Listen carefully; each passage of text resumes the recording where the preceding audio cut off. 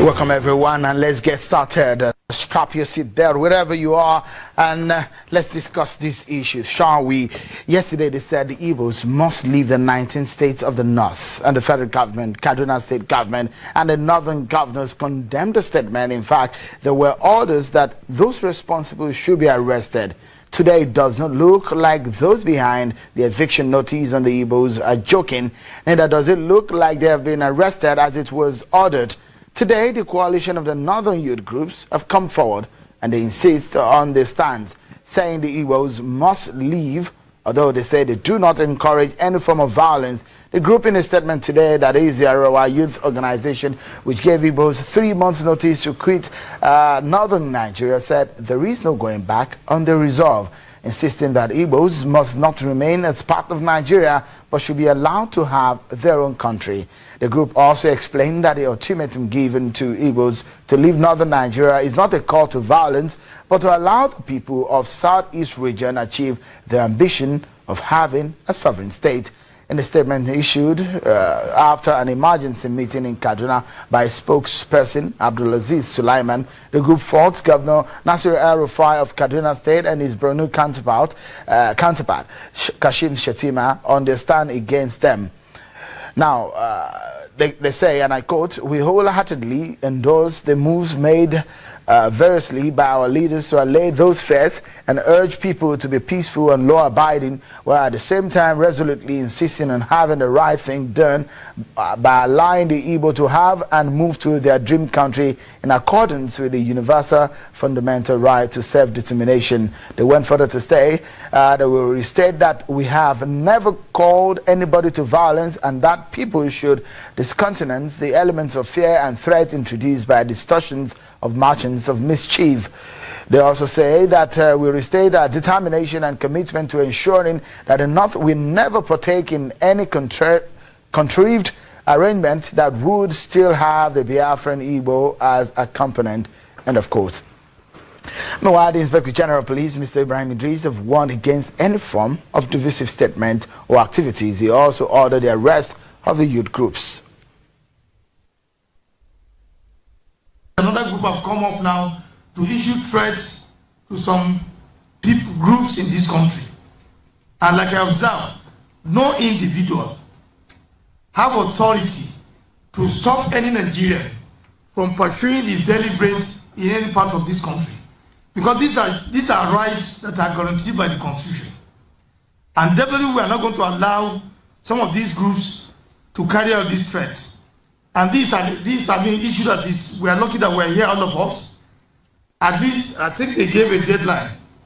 I want all of us to be alert that anybody or any group, individual or group, that attempt to prevent any Nigerian, from carrying out his daily activities, we have responsibility to ensure those guys are stopped by all means.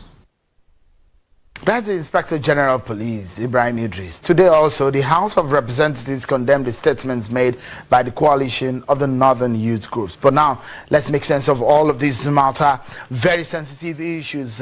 So we need to be also sensitive on this matter and see the way forward. Joining us to discuss these issues, the chairman of the defunct Presidential Advisory Committee on the 2014 Confab, and the former senator, and also a member of Afenifere Pan-Yoruba Socio-Political Group, Senator Femi Okurounmu. Many thanks for coming on the program. Thank you very much. And also Honorable Yakubu Bade, a member of the House of Representatives from Kaduna State and a member of the PDP, who was also on the floor today when this issue was raised, joins us from our Abuja studio. Many thanks for coming on the program, Honorable Bade. Let's begin the conversation from Lagos here.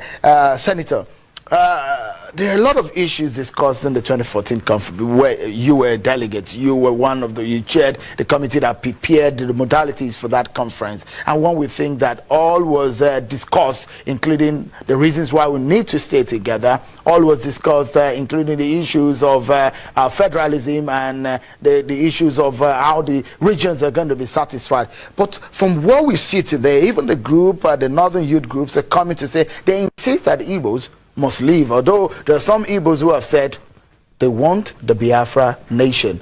What do you make of all of these complexities that are threatening our unity as a people? Well, thank you very much. The threat by the northern youth groups, I must tell you, I'm convinced that it reflects the mindset of the northern elders. Really? Yes. The northern youths will not have the courage, because there are so many of these northern youth groups that got together. It's a joint statement by all of them. And they went to Arewa House. The statement was issued in Arewa House, the threat. So they could not have got Arewa House to use for such a purpose if the northern elders did not know about it.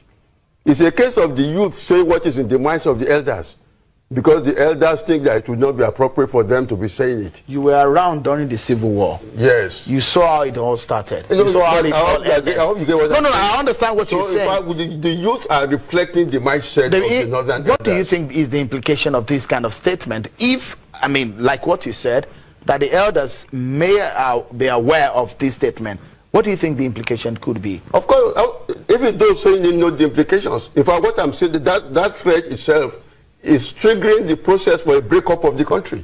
Thereby, by that statement, triggered the whole process of the breakup of Nigeria. Is that not a disaster in the waiting? It may not be a disaster. If this nation breaks up? It may not be, because sometimes if a divorce is going to be to the betterment of all the parties involved, then it is not a disaster. If by a breakup, the North will make faster progress, the Biafrans will make faster progress, the Southwest will make faster progress, the South-South will make faster progress, then it's not a disaster. Then it will have been to the benefit of all concerned. So are you in support of the breakup? No, I'm not in support, but I'm telling you the implications of what they are saying. For instance, you think we are better off? No, I'm saying that we have to look out. No, they are the ones who have issued the threat. If they say they have issued the threat that igbos must leave before October 1st. Now I tell you, that threat means that all non-Hausa Fulani people must leave. That is what that threat says. Because that is what the threat implies. And I will tell you why it implies that. Because the threat implies that if the Igbos do not leave, some kind of violence will be unleashed on them. Now, there's no way to tell an Igbo man apart from a Yoruba man or from a South-South person. So that in effect means that if you are not a Hausa Fulani man, you must leave the North by October 1st. That in effect is the practical effect of that threat. So which means that Yorubas will not be safe because they might confuse them with Igbos. South-South people will not be safe because they can confuse them with Igbos. If anybody who is not Fulani speaking or Hausa Fulani speaking will not be safe in the North after October 1st. So what they have done is about to say that all non-Hausa Fulani people should leave the North. That is what these northern youths have said. As a member of the House of Representatives, Honorable Bade, how does this come to some of your colleagues, especially the fact that it is from your state where this tension is rising from and this call? How did your colleagues receive it, and what do you think are the implications of these statements made by the northern youth groups? Thank you very much, Semu. Let me first and foremost say, I believe in the sovereignty of the country called Nigeria, and I believe in its indivisibility. Now, if you see the way members of the House of Representatives condemn the statement by the Arewa youth and the iPod, it will tell you that we still have unity amongst us, because the House of Representatives does not believe in sectionalism. And that's why we were in unison today, and we condemn the statement of both the iPod and the Arewa youth. And we condemn it in entirety, and we call on the federal government and security agencies to make sure that people don't take advantage of such inflammatory statement to cause mayhem. Because some people are there who are jobless, they are just waiting for situations like this to go and loot. And again, let's just understand this thing. Arewa House is a subsidiary of Ahmadu Bello University. They are a business entity. So where that statement was said was a business entity, it does not belong to Kaduna State government. So Arewa youth gathering in Arewa House should not be construed as it is sponsored by Arewa elders. It is entirely very, very wrong. And we must applaud the governor of Kaduna State and many elders from the north, including all the northern governors, especially Governor Kashim of Borno State, who stood up and condemned it immediately. And that's to show that we, the leaders, because by divine grace of God today, you can say I'm not a leader from the north. And I will not take it if some youth who have gathered themselves in a name which is because of the synonymity of the name Arewa with northern people as Arewa, then you take it that those youths are making statements on behalf of the elders. I think it will not be fair to elders of the north who stood up, condemned this statement, and make sure that security is brazen up. Kaduna State Governor issued the arrest of these people, and he said they should be prosecuted. If I'm a leader, and if I will ask, how else do you want a governor where people go and make statements? Of course, he's not privy to what their press briefing would be, but he had it over the media and he swung into action and immediately ordered for their arrest. We need to take a pause, Honorable, and go for a break. But when we return, more on this matter, we get the benefit of the experience of you and Senator Okurounmu on this issue, on the coexistence of Nigerian people on this program. Join us again. That the two cars create alarming twists, which is to millions and dangerous for the good health of Nigerians. Aware that all Nigerians, especially the igbos, have enormous amount of investment all over the country.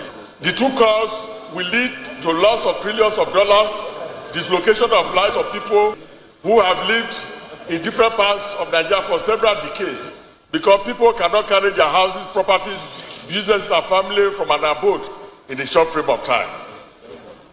Of interest, that while people have the right to their views and decisions about their lives, as an institution of government, the National Assembly must rise to the occasion we find ourselves and put an end to the confusion that is brewing by appealing to both parties to withdraw their demands to avoid loss of lives, especially that of innocent children, women, and feebles who are not